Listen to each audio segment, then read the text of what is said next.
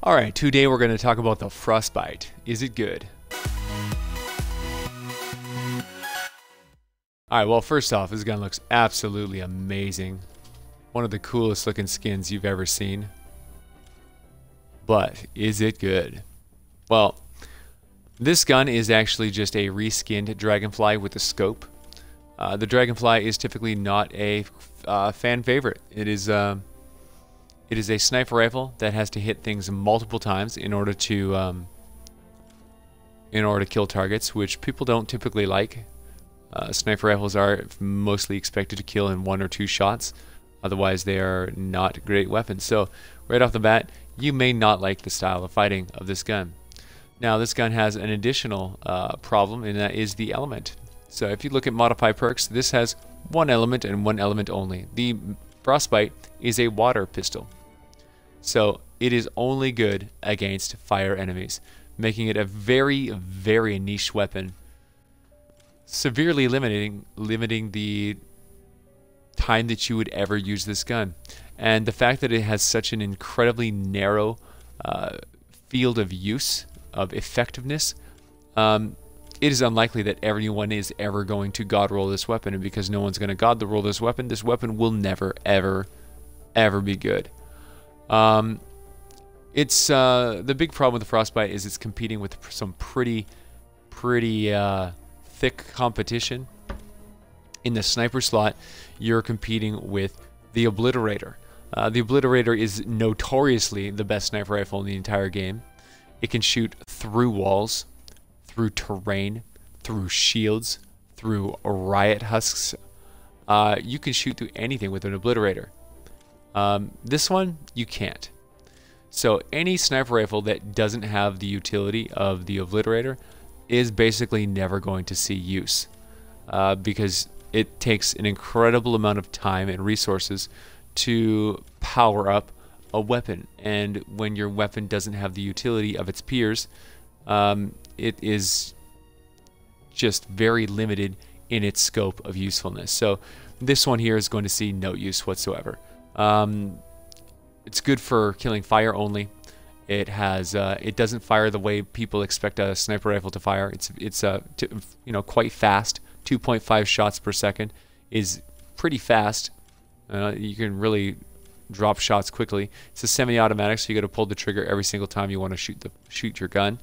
The difficulty with this one is the faster you fire, the less accurate it is, the more bloom you have.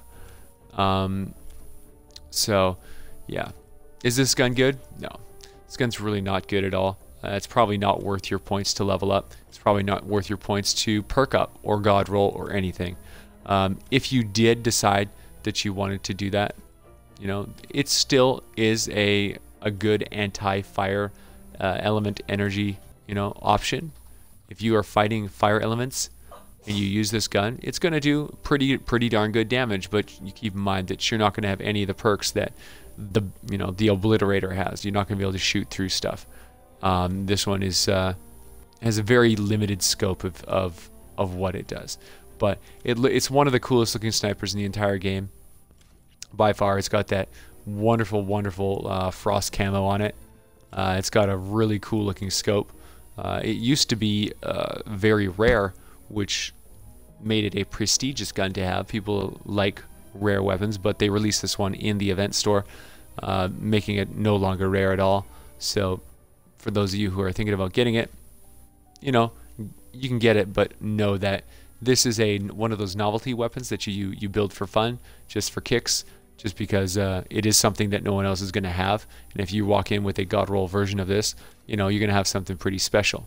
So the rarity of this gun is going to be the biggest draw. The fact that it looks so cool, and virtually no one is going to spend the time upgrading this to actually get it to its full power. If you do get it to its full power, though, it's a combat sniper. It fires, pretty fast. Doesn't do a ton of damage per shot, so you're gonna have to hit multiple shots to drop enemies down. And when you're actually modifying the stats on this gun, you can actually go with a variety of different ways. The most common, I think, is going to be probably crit to try to pump up that damage, because the gun fires a little bit faster for a crit or for a sniper rifle. You're gonna want to raise its total damage per second, and to do that, to get the most damage per second out of a gun, you want to go with crit. So you're gonna do crit rate, crit damage, and then in the utility slot, you're going to probably put either reload speed or magazine size. I would favor reload speed, just because the reload on this one is a little slow and the mag size is a little small. So you're not going to get a huge amount of usefulness out of a mag size bonus, because it only has 10 rounds. So if you know, you're not even going to get 10 extra bullets out of a mag size boost. Whereas the reload speed, you can reload very quickly and then just keep firing over and over and over again. So yeah, I would say definitely go crit rate, crit damage, and damage. That'll give you the most amount of damage per second boost to this gun, allowing it to really hit as hard as it can hit.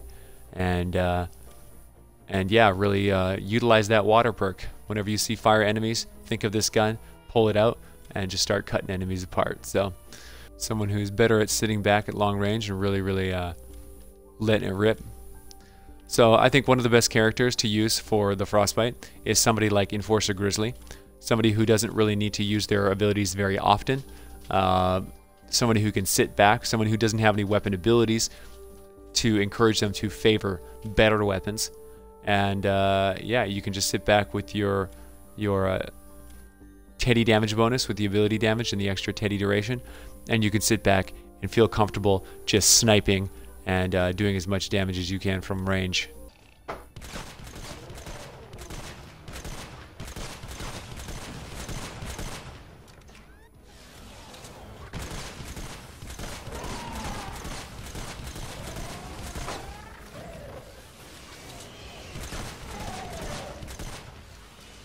Okay. So yeah, fighting nature enemies is obviously not ideal with the Frostbite. You're going to lose a big chunk of your damage, because this is a water weapon. This weapon is designed to destroy fire. It is countered by nature, so if you fight nature enemies, your gun's going to do very little damage. Against water, you get you just get a neutral damage. You don't get you know, an advantage or disadvantage. It's just going to be just a neutral, like a 0% damage buff. Basically, imagine 0% against water, -30 against nature, and then +30 against fire. Using a weapon like this, a combat sniper rifle, where you have to shoot multiple shots, where you lose accuracy whenever you're moving, it helps to have a character that can actually blink and then stand still and fire, and then blink and stand still and fire. Repositioning yourself gives you a huge advantage, because when this weapon is actually in movement, when you're moving, you lose a lot of its ability, because it's a very unstable gun. It kicks around pretty heavily when you're shooting. So if you're moving around and trying to fire at the same time, you're going to struggle to hit your shots, to land those headshots and do, you know, significant damage. When you're standing perfectly still, this gun's a little bit better, a little bit more accurate.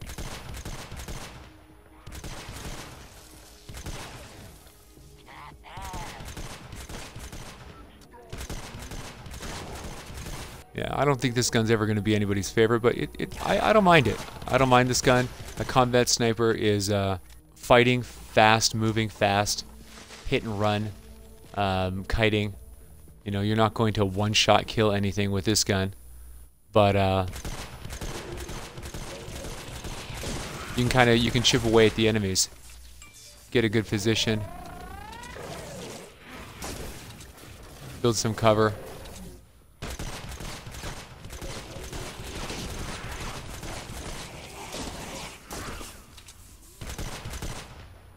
See, this is a bad situation. We're fighting enemies that are all nature, so we have a negative synergy.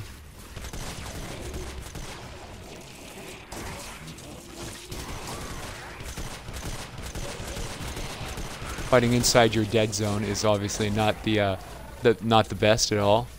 So it's nice to have a reposition with your teleportation. You can get back into a position where you have an advantage, where you're not flanked.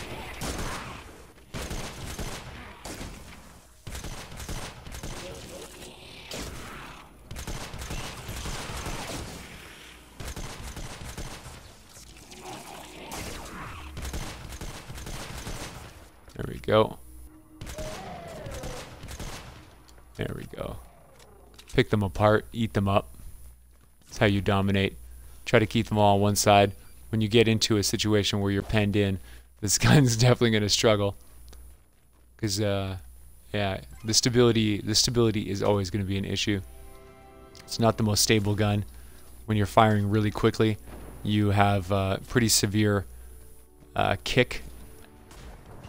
It really affects your ability to land your shots. So you need to make sure you keep enemies coming from one direction.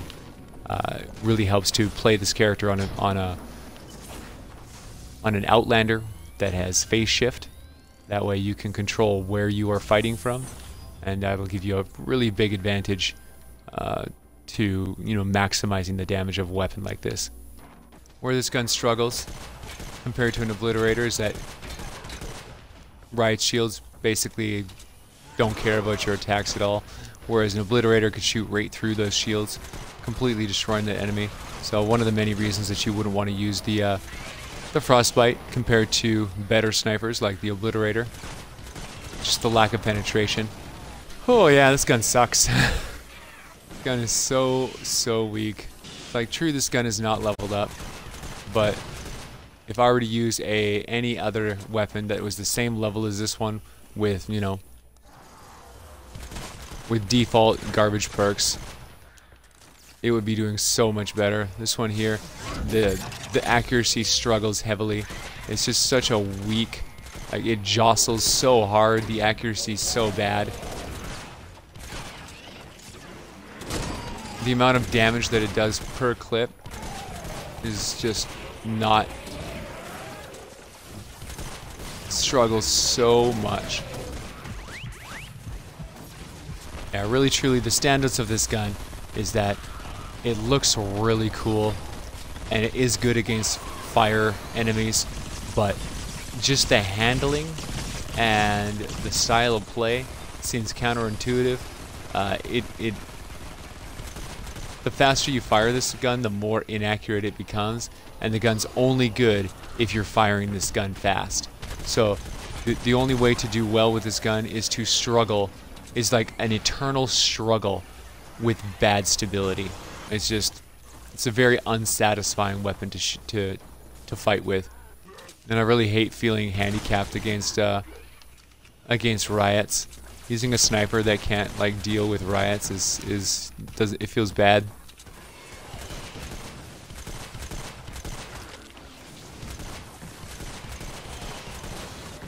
The weapon kick on this also feels real bad. To be a sniper that struggles. If you actually shoot the trigger, pull the trigger quickly, it just feels real bad. This gun kicks way too much for how fast it fires. The only way you can reliably hit your headshots over and over again is to not pull the trigger as fast. But to do so cripples the damage per second of this weapon. You would have been better off using a weapon that required, fewer shots. Using an Obliterator or an old Betsy or a slower firing sniper rifle, in my opinion, is just a way more satisfying sniping experience. You're going to do way more damage and hit way more shots. You're going to be able to consistently headshot. With this one, you can't consistently headshot because it requires you to fire the gun too fast, faster than this gun can actually handle. So, yeah, the Frostbite, is it good? No, it's not good. This is a pretty garbage weapon. The pretty unintuitive combat style. Doesn't leave you with a good feeling in your mouth. Really the best thing about this gun is how amazing it looks, not how amazing it feels. This is a straight up reskin of the Dragonfly with a scope, and feels bad, man. Feels bad. So, yeah. Yeah, not my favorite. Not my favorite. I would never invest points into this gun. I would never god roll this gun unless I was really bored and just wanted to do something extremely, extremely rare. Like, if you were to god roll this gun, you'd be the only person in the world running a god rolled Frostbite, and that rarity that may make this gun a little bit more special, because you got this really cool looking gun that no one is ever going to have ever. And if this gun was god rolled, like all guns, this gun would be a great gun. All guns are good if they are fully powered, but this gun is not a satisfying weapon to fight with for the most part, due to its really bad stability. And you know, it's just the gun is tuned to fire faster than the stability and accuracy can handle. So that in itself makes the gun it's its own worst enemy. It doesn't make it feel good. And I think feeling good is the most important thing a gun can do. When a gun feels good, then people are going to feel inclined to play it and level it up and use it. And I think that's where this one falls short. So hope you guys enjoyed this review. If you did, like, subscribe, leave a comment down below if you have any other recommendations for guns, heroes, or anything you'd like to see reviewed in the future. And yeah, I'll see you guys next time. So if you like this video, come check us out on Twitch. We Twitch stream 15 to 24 hours a day, 7 days a week, every single morning starting at 9 a.m. We'd really appreciate the support. We're working really hard to grow the Twitch channel, so come and check us out. Come help us grow and be part of TeamVASH. Thanks, guys.